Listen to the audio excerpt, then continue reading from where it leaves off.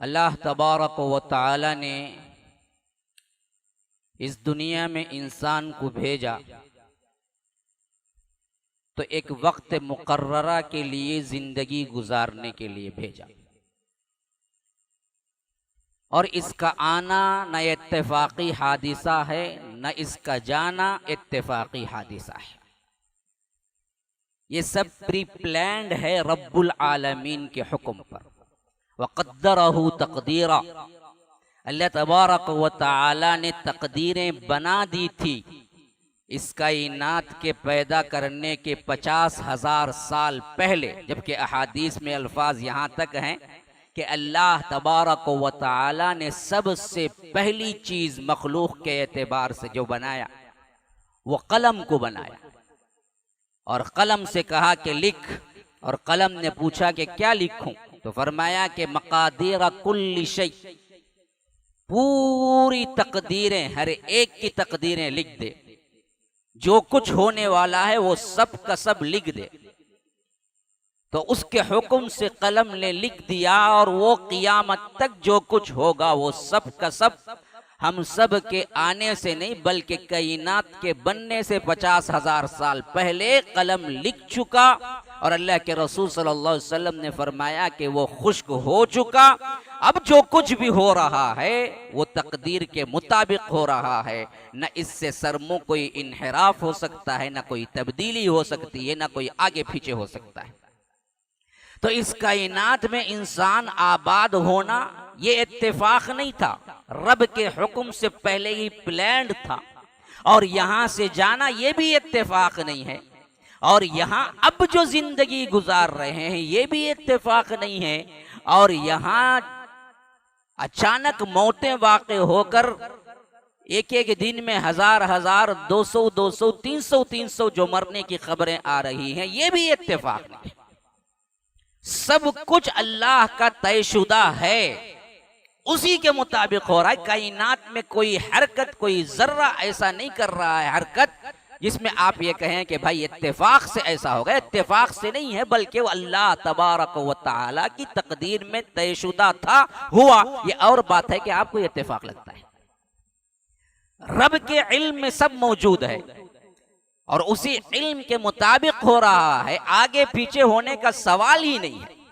व इंदहु मफातिहुल गैबि ला यअलमुहा इल्ला हु व यअलमु मा फिल बर्रि वल बहर व मा तस्कुतु मिन वरक़तिन इल्ला यअलमुहा वला हब्बतिन फी ज़ुलुमातिल अर्द वला रत्बिन वला याबिसिन इल्ला फी किताबिम मुबीन। अल्लाह तबारक व तआला फरमाता है कि गैब की तमाम चाबियां मेरे हाथ में है और मैं जानता हूं, तमाम इल्म मेरे पास है। वयअलमु मा फिल बर्रि वल बहर, जमीन के अंदर जो कुछ है और समंदर के अंदर जो कुछ है, पानी की एक अलग दुनिया है, वो दुनिया के अंदर क्या इनकलाब हो रहा है और जमीन के अंदर क्या हो रहा है, ऊपर क्या हो रहा है, सब मुझे मालूम है। कितनी बींजे हैं जो अपनी कोपल निकालने के लिए तैयार हैं, ये भी रब जानता है। कितने दरख्त हैं जो अभी जमीन को फाड़ के नहीं निकले, ये भी जानता है। फालिकुल हब्बि वन नवा, वही है जो जमीन को फाड़ कर दाने को निकलने की ताकत देता है। तुम तो जमीन के ऊपर देखते हो, रब को जमीन के अंदर कितनी चीजें हैं ये भी मालूम है, और किन को कब निकलना है, किन को नहीं निकलना है। कितने मुर्दे हैं जिनको मट्टी खा चुकी है, कितने मुर्दे हैं जिनको कीड़े खा चुके हैं, कौन सा कीड़ा खाया है और वो खा के कौन से कीड़े में तब्दील हुआ, ये रब को मालूम है सब कुछ, और उसके हुक्म से हो रहा है। वयअलमु मा फिल बर्रि वल बहर वमा तस्कुतु मिन वरक़तिन इल्ला यअलमुहा, दरख्त के अंदर से कोई पत्ता नहीं गिरता मगर रब के हुक्म से या अल्लाह तबारक व तआला के इल्म से। ये है रब का इल्म। ऐसे रब्बुल आलमीन को तुम अपना रब मानते हो तो याद रखो असल चीज अल्लाह पर तवक्कुल है। उसके साथ साथ रब को खुश करने के लिए जिंदगी में जो मौका मिला है उसको इस्तेमाल करो। मौजूदा हालात में कियास आराई या बातें करके अपने वक्त को बर्बाद ना करो।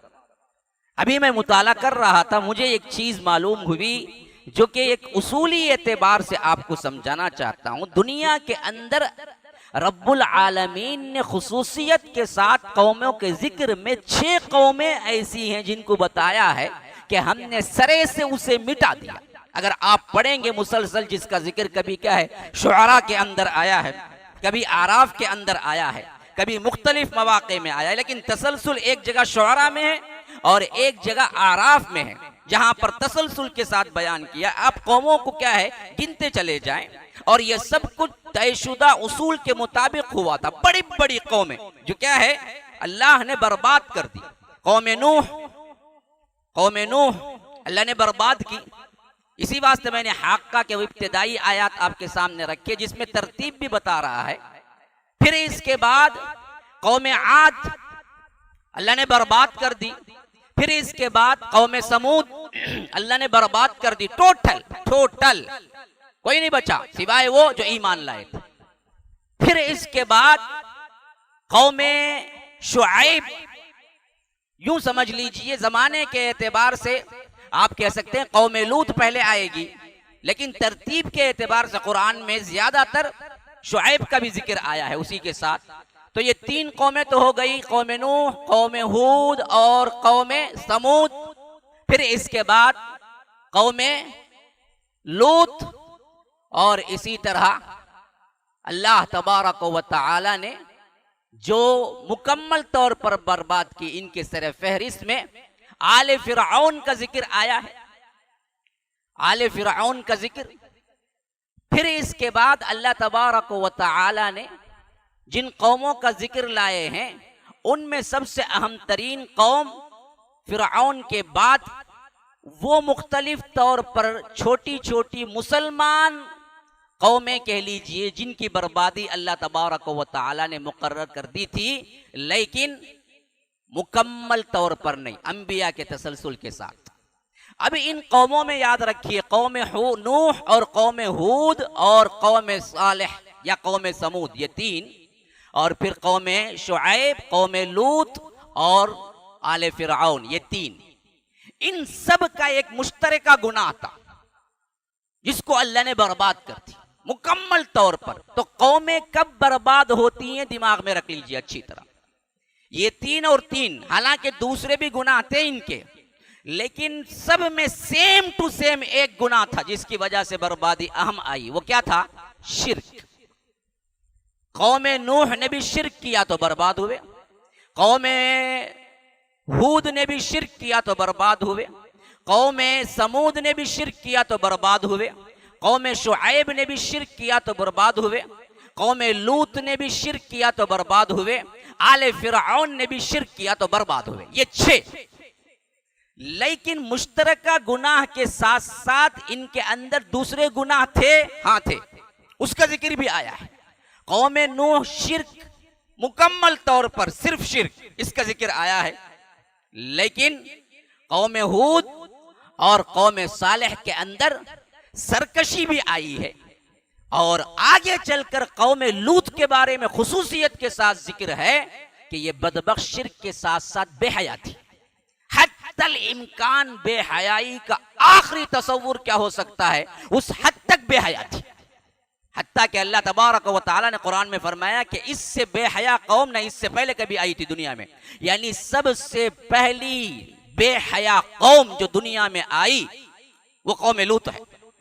और कौम शुआइब के सिलसिले में रब ने फरमाया कि इनके शिर्क के साथ साथ सबसे बड़ा गुनाह जो इनको ले डूबा वो था क्या है? नाप तोल में कमी। हाँ, नाप तोल में कमी। हाँ, अदल इंसाफ नहीं था इन बदबख्तों के पास, खुसूसियत के साथ। औफुल कैल वल मीज़ान, सबसे पहले जाए तौहीद की दावत के साथ साथ हजरत शुआइब अलैहिस्सलाम ने यही कहा कि लोगों देखो याद रखो, नाप तोल में कमी ना करो वरना अजाब आएगा, और अजाब आया। तो 6 कौमों का मुनफरिद तरीन गुनाह एक था, वो कौन सा था? वो सिर्फ शिर्क था, अल्लाह के अलावा दूसरों को इबादत में शरीक करना, का वो सजदा हो, का वो कौमा हो, का वो क्या है दूसरे जितने भी एक्शन हो। लेकिन दूसरी कौमों को कुछ दूसरे लवाजिमात भी थे।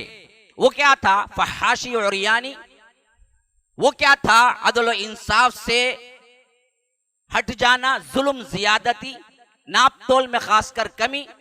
और आगे चलकर आखिरी जो कौम थी ना, आले फिरऔन, यूं समझो कि ये तमाम का मजमुआ थी। शिर्क भी था, रसूल का इनकार भी था, ठट्टा मजाक भी था, और साथ साथ मुस्लिम कौम को गुलाम बनाकर रखने का जुर्म भी था जो बनी इसराइल थे। तो इस वास्ते अल्लाह ने इनको क्या है, डुबो के मार दिया। अब जरा इन तमाम गुनाहों को आप अपने जहन में रखें, फिर हम अपने आप को गौर करें। आज की ये महामारी, आज की ये शदीद तरीन हमारे लिए आजमाइश का दौर, जहां मौतें भी हैं, जहां मसाइब व आलाम भी हैं, जहां पर हमारे अंदर इस्तिराब भी है, सुकून छिन गया है। रात दिन क्या होगा, सुबह क्या होगा, रात क्या होगा, एक अजीब बेचैनी है हर तरफ, बल्कि पूरी दुनिया इसके लिए लपेट में आ गई है। तो क्या ये चीजें, ये गुनाह कुल हैं हमारे अंदर या सिर्फ एक दो हैं? जब उन कौमों पर अजाब आया इन्हीं गुनाहों की वजह से, तो क्या हम पर नहीं आएगा? हम कौन से खेत के मूली हैं? हमारे लिए अलग स्पेशलिटी क्या है? क्या अल्लाह ने वादा कर दिया है कि तुमको क्या है, तुम जो गुनाह भी करोगे करो, हम तुम पर क्या है, अजाब नहीं देंगे? नहीं ना जी, ऐसी बात नहीं ना। यहाँ ये और बात है कि मुकम्मल नहीं मिटाएगा, ये गारंटी है। अल्लाह के रसूल सल्लल्लाहु अलैहि वसल्लम की दुआ की बरकत से ये तो गारंटी है कि उम्मत मुहम्मदिया मुकम्मल नहीं मिटेगी, जैसे कौम समूद, कौम आद मिट गए। लेकिन अजाबात का सिलसिला उन गुनाहों की वजह से, जिन गुनाहों की वजह से अल्लाह तबारक व तआला ने पिछले कौमों पर दिया था, वो हम पर क्यों नहीं आएंगी जबकि हम भी वही गुनाह करें? तो असल मसला रोजाना की रिपोर्ट की गिनती करना नहीं है मेरे भाइयों, कि न्यूज में क्या बोला, कितने नए केसेस आए, कितने मरे, क्या हो रहा है। अखबार की हैसियत से रख लो अपने जहनों में। असल क्या है जी, इससे इबरत हासिल करके पलटो। पहला गुनाह शिर्क पूरे आलम में पहुंचा हुआ है। मस्जिदें जितनी हैं, लगभग तकरीबन उससे ज्यादा दरगाहें हैं, और जहां मस्जिद है साथ में क्या है, बाकायदा तौर पर कब्रों की पूजा भी हो रही है। ये सिर्फ दरगाहों के साथ मुताल्लिक नहीं है, इसके अलावा खुराफात, बिदआत हमारे मुआशरे में वो सब कुछ हैं जो शिर्क के दहाने पर पहुंचा के छोड़ते हैं।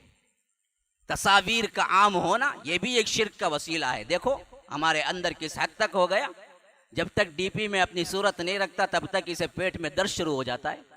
ये हालत है, हालांकि न रखेंगे तो कोई मसला नहीं होगा। अब रखना नहीं रखना मौलवी साहब, जवाज का फतवा तो है या नहीं है, ये मैं बात नहीं करता हूं, ये फतवे देने वाले फतवे दे। लेकिन आम हो जाना, हत्ता कि हमारी खवातीन भी क्या है, लेटेस्ट फोटो रखती हैं, जबकि सबको मालूम है उस नंबर को जो भी स्टोर करेगा वो फोटो उनको भी दिखेगी। तो ये तो क्या है, रिवाज। अल्लाह के रसूल सल्लल्लाहु अलैहि वसल्लम तस्वीर को सख्ती के नजर से देखते थे और उसके गुनाह को अंबिया के कत्ल के बराबर करार दिया था। लेकिन वो भी, ये तब वसीले कहाँ पहुंचते, वहां पहुंचते। इसी तरह क्या है, वो डर जो कि गायबाना है, जिसकी वजह से हम दूसरे ऐसे इलाजों पर तकिया करना जो कि असल शरीयत ने जायज करार नहीं दिया।